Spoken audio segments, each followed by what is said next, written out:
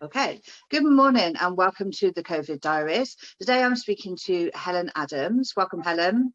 Thank you, Debbie.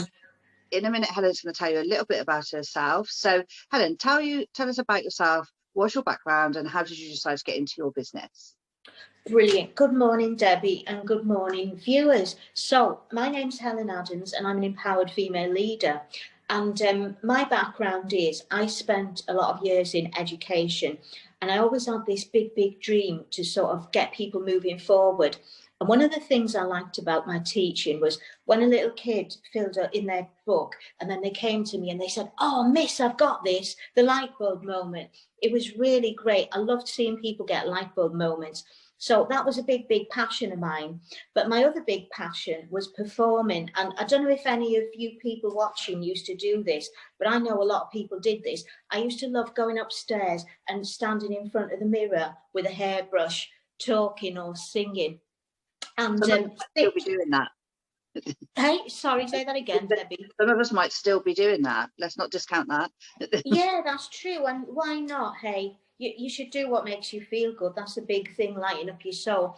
But I didn't quite have the singing voice. But fortunately, as time went on, I managed to do quite a lot of speaking gigs. And when COVID's all over and we can get out and about again, I want to do those things because I love speaking on stage. It's a big passion of mine. But those were the two things that kept me going. And then all the way through my life, things happened to sort of get me back to following my soul. When I went off the path, when I was following other people, what they were telling me to do, not listening to my intuition, that got me in places where I shouldn't have been. And as time went on, I feel it's more and more important to be following your soul, to be listening to that voice, because that's the only thing that's going to really get you where you want to be. And in 2016, I had a spiritual awakening. And what it taught me was that I was meant to be doing something to empower women and get them forward and get them to be big, strong leaders as well. Because now is the time, more than any time, the world needs these strong female leaders that will go out there, stick their flag in the sand and say, yeah, this is me and this is what I do, not be ashamed of anything. And then at the same time, they can empower other women and get a ripple effect going. So yeah, all about the empowerment of the women and following your purpose, because that's what I never did until now. Sorry, my laptop was just about to go out of charge for some reason. So, oh wow, on the technical glitch there. So tell me how you pivoted that into a business. It sounds really interesting. But how did that go from being something that you were doing into something that was an actual business? Well, right, okay. So I was doing I did coaching. I started coaching 10 years ago, qualified as a coach and did it for a little bit and then went off the path. But then as these ideas were coming to me, then coaching just seemed to slot in. And so many women want to be empowered and so many women want to pay for that extra service to get that real empowerment, because a lot of them, they'll just try and do it on their own. They'll go round and round and they'll only get to a certain point.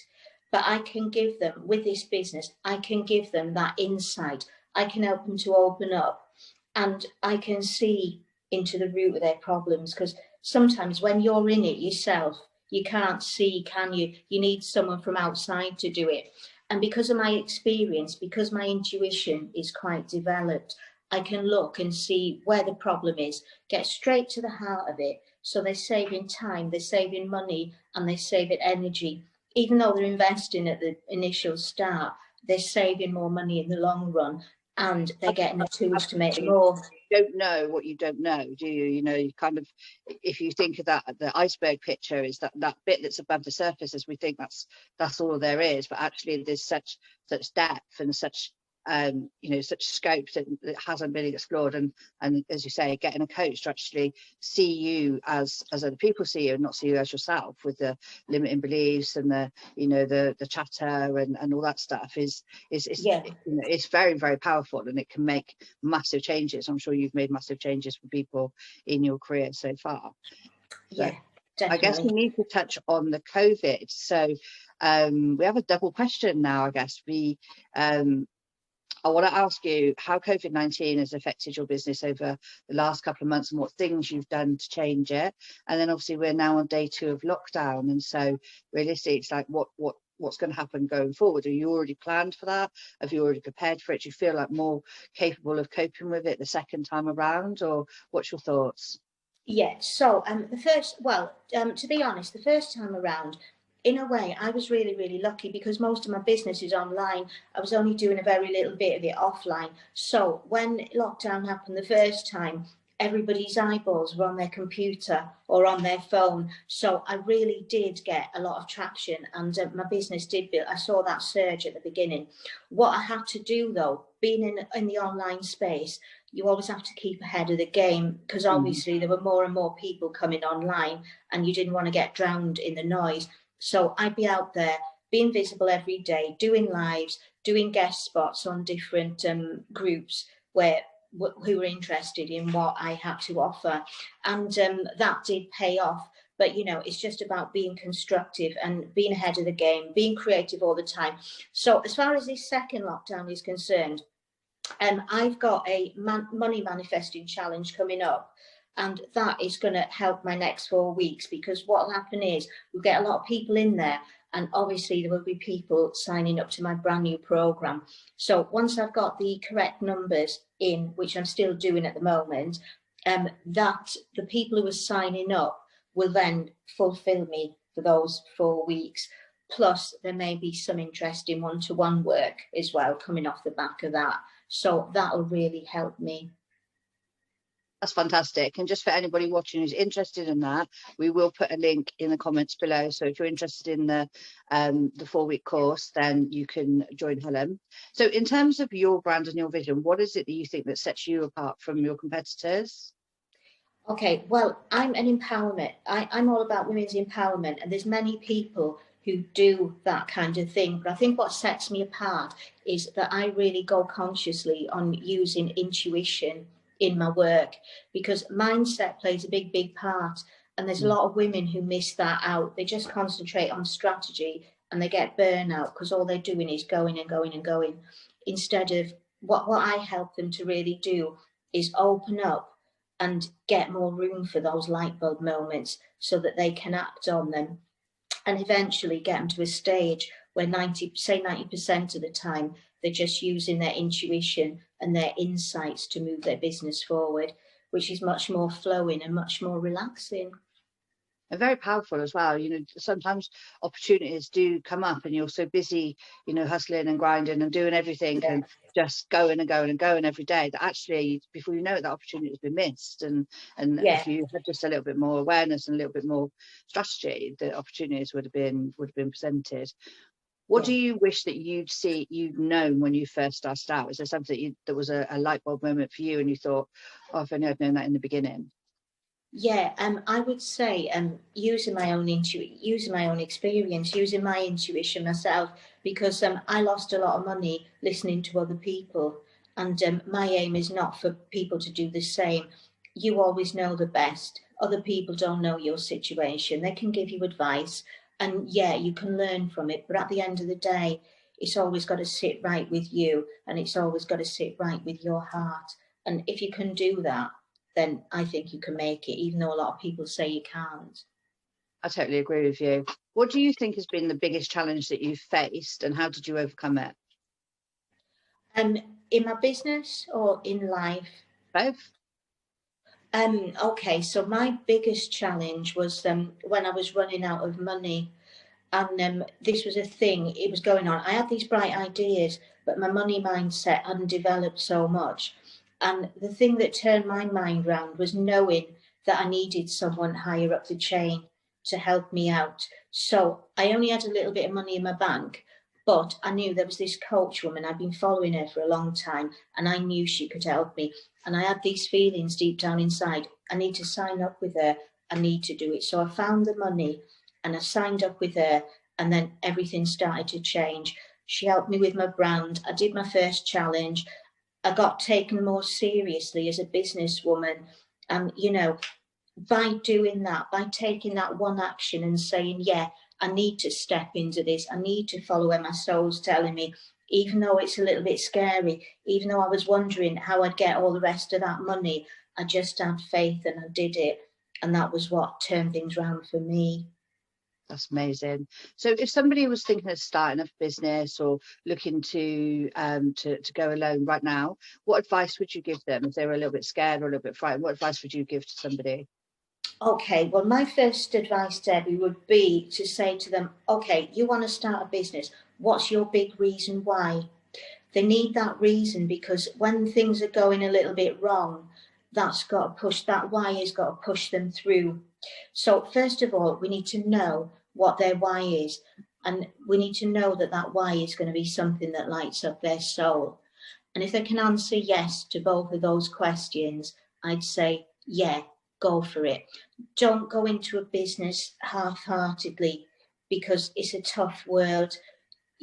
Sometimes it's just going to be you banging the drum for yourself. Nobody else is going to care about you. There's going to be stages where that happens, and you have to have that strength, and you have to have those things backing you up and that reason why to get you through there.